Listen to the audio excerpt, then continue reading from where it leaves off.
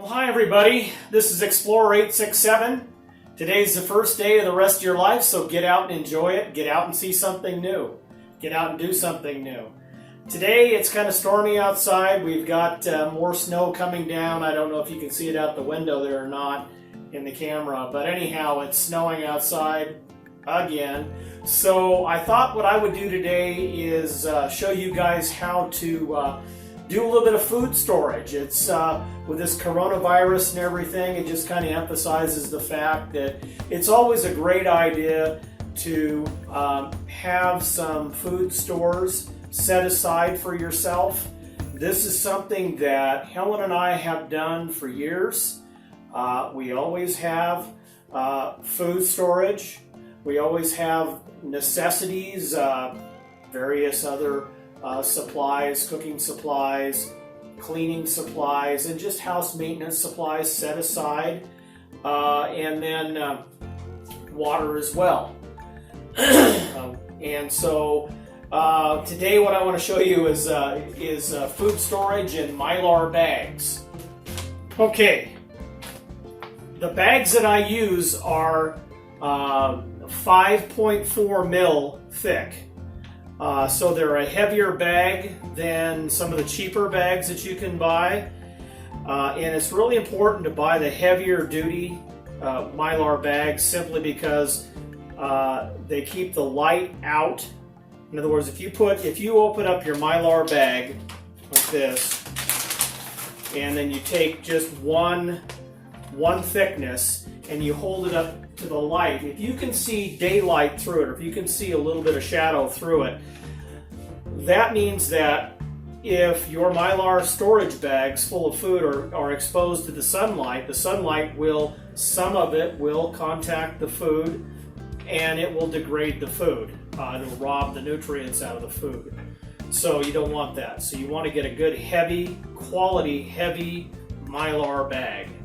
And so, like I said, 5.4 mil. And these just happen to have a zip lock top on them, so you can just close them up like this, zip lock them once you get your oxygen absorbers in there, and then you seal the top. And I'm going to show you how to do all of that here in just a few minutes. So today what I'm sealing up rolled oats. And I got a large bag of rolled oats from Bob's. It's called Bob's Red Mill here in Oregon. And so we'll be sealing these packages up today. Your oxygen absorbers, you'll buy them. You can buy them like this. The place I go for my supplies is USA Emergencies Supply, and and they're actually located in, I think it's Beaverton, Oregon. So anyhow, if you go on USA Emergency Supply's website, you can pull up the size of Mylar bag, or you can store in buckets if you want to, 5-gallon buckets, some guys do.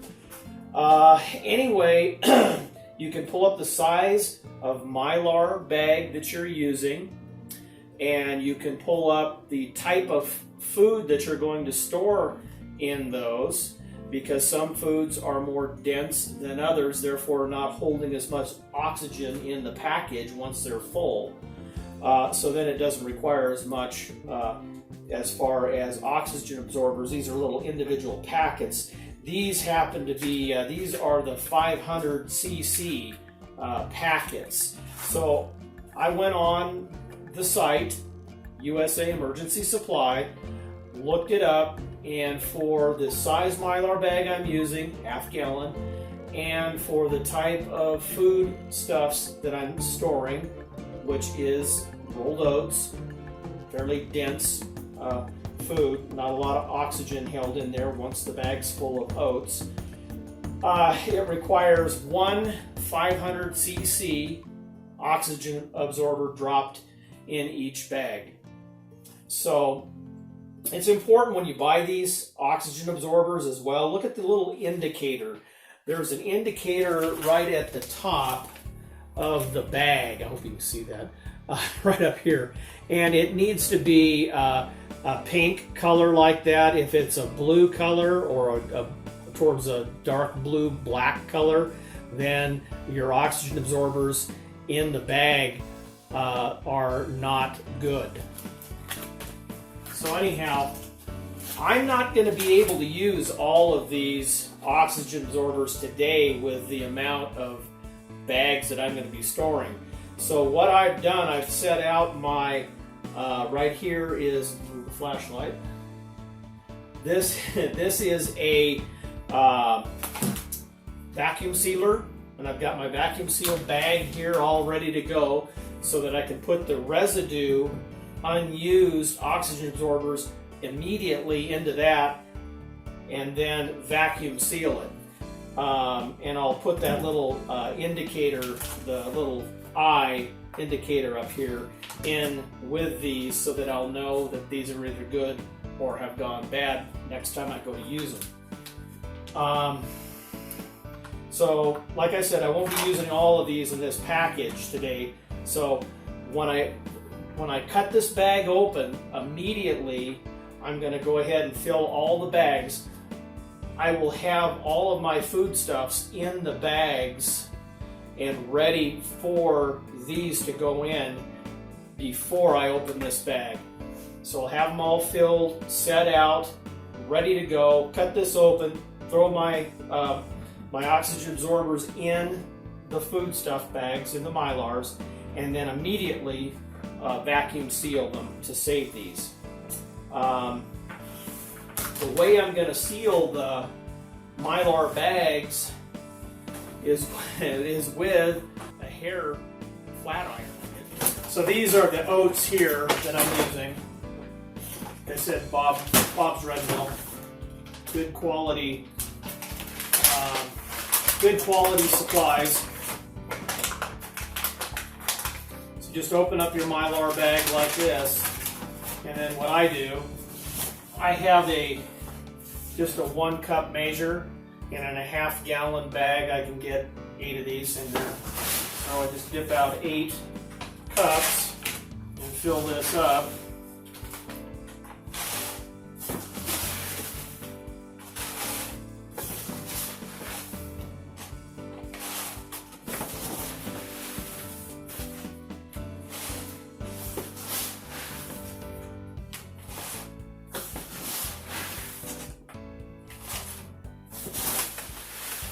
The 8th one here, until you shake it down, is going to be a little on the full side. And then after filling that bag, then I just shake them down like this. And that works pretty well. So 8 cups in each of these ½ gallon bags here. So now we've got all of our bags full of our foodstuffs. And now you want to go around, and I've already done this, but you want to take a paper towel and just go around and just clean the lip of this bag here where we will be sealing it right around the top. These have zip locks, so just above that zip lock is where we're going to be sealing it. So you wipe them all down so there's no dust or anything that's going to impede that bag from fusing together with the heat. Let me get at that. Okay, so here are our oxygen absorbers. We're going to go ahead and cut this bag open. And then we're going to move quickly here. And we're going to drop one of these in each bag. Like so. I like to put them right up on top. That way when I open the bag, it's easier to fish them out. You know where they're at. You don't have to dig for them. Okay, so I've got my unused oxygen absorbers sealed back up in the bags here, so those will stay good. I went ahead and closed all the zip locks on the top of the bags. So now what we're going to do to seal these up, we're going to take this this hair iron thing, and it's set at 350. That's pretty good temperature to seal these off. Make sure it's nice and hot, and it is. So I just take it like so. Put it on here and just drag it along the top. That. Come over here. Let's go straight forward. That.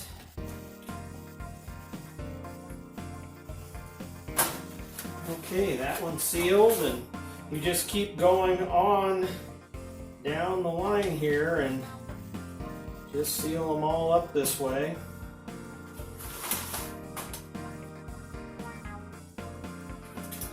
Like so. Just squeeze this flat iron together.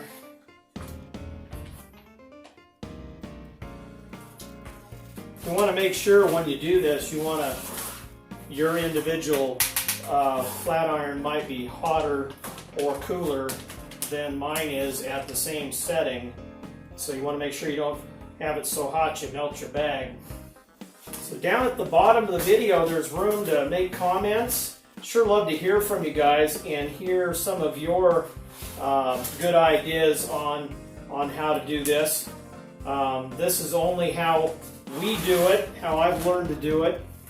And if you guys have some better ideas, boy, I'm all ears. I'd like to hear it. So,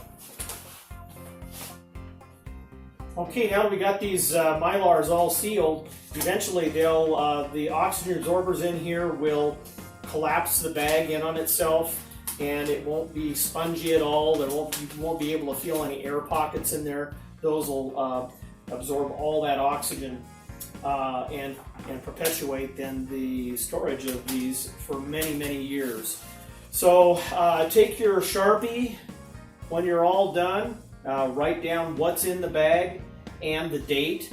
And if you're doing multiple different types of food at one time, make sure, it's real easy to go ahead and seal everything up and then not remember what's in, each individual bag. So either divide it up and just do it separately, or just be careful, or before you seal the bags, write down on them what's in them.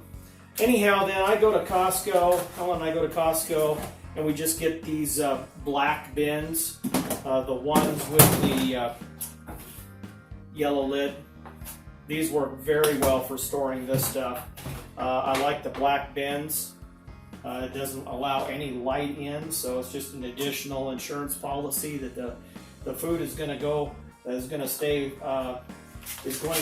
viable. So anyhow, then you just go ahead and pack your bins with your bags, and you're all squared away. I hope this has been helpful to you guys. Once again, like I stated earlier in the video, I'd love to hear from you if you have some other suggestions on what you guys do and or what you're doing to prepare yourselves just in the event of something occurring, be it the coronavirus or be it an EMP, or just storing up food in case you lose your job or something such as that. So just let me know down in the notes down below the video, and give me a thumbs up if you like the video, subscribe to the channel, ring the bell, and put us out on your social media. Let other people know that we're out here, and we'd love that, and much appreciated. And as always, I look forward to seeing you in the great outdoors. You guys take care.